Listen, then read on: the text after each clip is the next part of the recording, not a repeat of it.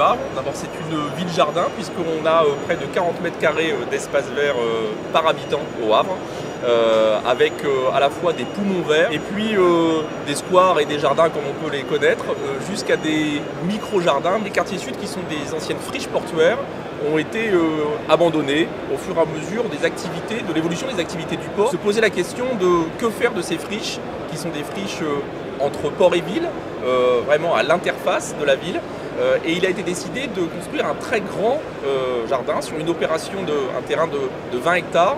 On a consacré un peu plus de 6 hectares à un espace vert, le jardin fluvial, qui court de l'ouest à l'est de la parcelle qui a été retenue.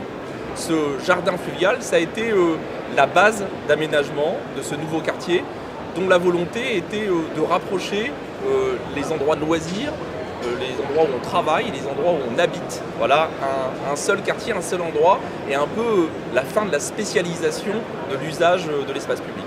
On a lancé une grande concertation en 2012 pour reconstruire ce quartier. Un grand espace vert, justement, de 6000 m² en plein centre-ville qui va être fait, mais également, à côté de ce grand espace vert, la volonté d'un certain nombre d'habitants de construire des micro-jardins, puisque là, on parle de bas d'immeubles, de moins d'1 m² parfois, que les habitants plantent et entretiennent ces parcelles, qui sont d'ailleurs très bien entretenues.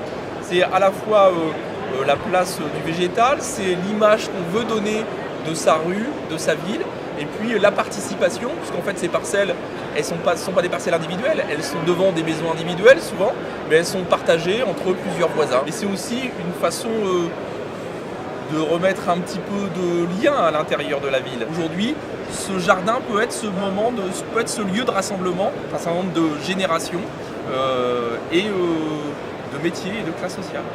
On va continuer à construire des espaces verts. Sur chaque projet, il y a évidemment des espaces verts. Aujourd'hui, ce qu'on essaye de faire, c'est pour ça qu'on le partage avec les habitants, c'est que les habitants, naturellement, ils veulent de l'espace vert. Et en même temps, on est obligé de tenir compte de la contrainte foncière, du prix du terrain. Et il faut avoir cette acceptation réciproque de comment on gère l'espace qui est mis à disposition. Les habitants, en leur mettant à disposition des morceaux de sucre, avec un espace donné, ils se sont dit qu'entre des constructions hautes et un espace vert, ou des constructions basses et pas d'espace vert, il fallait peut-être arbitrer en faveur des constructions hautes.